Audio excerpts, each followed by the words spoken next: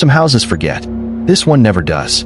The Whaley House doesn't just remember the dead. It keeps them trapped, repeating, watching, and if you listen long enough, it just might remember you. Long before the first brick was ever laid, this land was cursed by blood.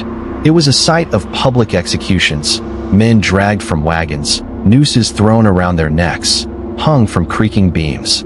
Their legs kicked, their eyes bulged, the crowd cheered like it was theater, and the ground soaked up every drop of agony. In 1852, a man named Yankee Jim was hanged here.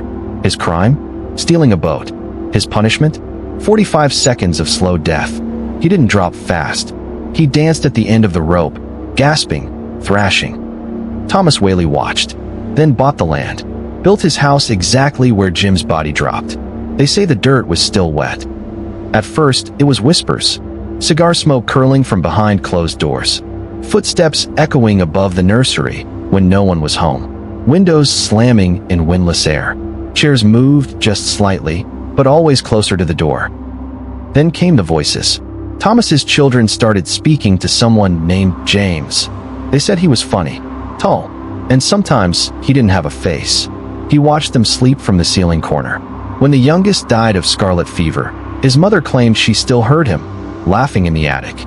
No one else went up there after that. Then came Violet, Thomas's daughter.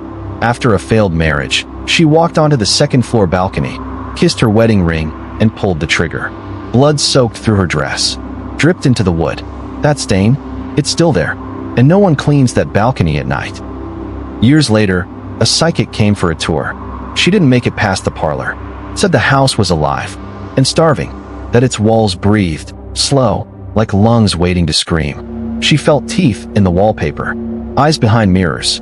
Tourists have collapsed at the threshold. One woman dropped to her knees and clawed at the floorboards, muttering, "He's under here. He never left.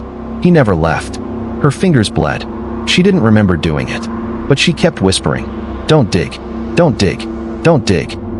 The Whaley House is open to the public. You can visit, stand in Violet's room, walk through the nursery, hear her crying through the wallpaper, catch a whiff of cigar smoke that vanishes as soon as you notice it.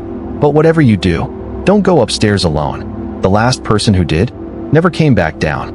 They found him curled in the corner, eyes wide, mouth frozen open, like he'd seen something not meant for the living. So tell me, would you spend the night in the Whaley House?